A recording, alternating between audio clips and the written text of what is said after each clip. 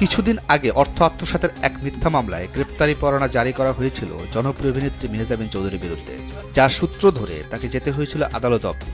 অবশেষে সেই মামলা থেকে অব্যাহতি পেয়েছেন এই নায়িকা। কোনো এক্সপ্লেনেশনের দরকার নাই, আমি সব জানি। সেই ঘটনার রেশ কাটতে না কাটতে এবার আরও এক ঘটনায় সমালোচনার মুখোমুখি হয়েছেন তিনি। যদিও ঘটনাটা গত বছরের আগস্টের।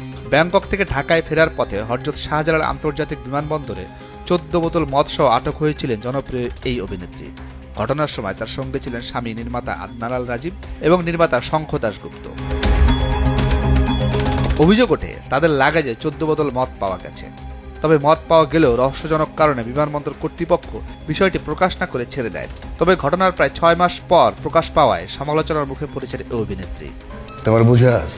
হ্যাঁ, আমি অবুঝ, কিছু বুঝি না। হ্যাঁ, গতকাল থেকে তার সঙ্গে যোগাযোগ করা হলে সাড়া দেননি। তবে আজ রবিবার তার ফেসবুক পোস্টের মাধ্যমে বিষয়টি অস্বীকার করে পাল্টা প্রতিক্রিয়া দেন তিনি। পোস্টে তিনি লেখেন, কিছুদিন ধরে আমি লক্ষ্য করছি আমাকে নানা বিষয় টার্গেট করা হচ্ছে। আপনারা অনেকেই জানেন কিছুদিন আগে একটি মিথ্যা মামলায় আমাকে হয়রানির শিকার হতে হয়েছিল। বিজ্ঞ আদালত সেই মামলা থেকে আমাকে অব্যাহতি দিয়েছেন, সত্য প্রতিষ্ঠিত হয়েছে।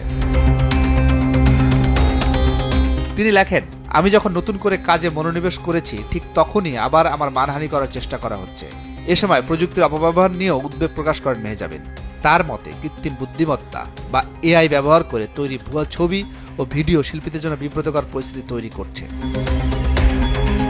নারীদের বিরুদ্ধে সাইবার টার্গেটিং এর প্রবণতা নিয়েও প্রশ্ন তোলেন তিনি। সবশেষে নিজের অবস্থান পরিষ্কার করে অভিনেত্রী বলেন, তিনি কেবল নিজের কাজ নিয়েই এগিয়ে যেতে চান এবং চান তার পেশাগত কাজ আলোচনায় থাকুক, বিতর্ক নয়। প্রেম করবি? তা আমার এই কথা তুই প্রেম করবি, কর কাজা। তবে সরাসরি এই ঘটনার বিষয়ে মেহজাবিনের পাশাপাশি মুখে কুলু পেটেছেন তার স্বামী আদনান আল রাজীব এবং শঙ্খ দাশগুপ্ত। তবে নাম প্রকাশে অনিচ্ছুক একটি সূত্র থেকে জানা যায়, সে যাত্রায় একজন সাবেক উপদেষ্টা ও তার স্ত্রী বদলৌতে আটক হওয়া থেকে মুক্তি পান এই তিনজন। প্লিজ তুমি বুঝতেছো না, ইটস নট লাইক দ্যাট। বিনোদন ডেস্ক, দেশ টিভি।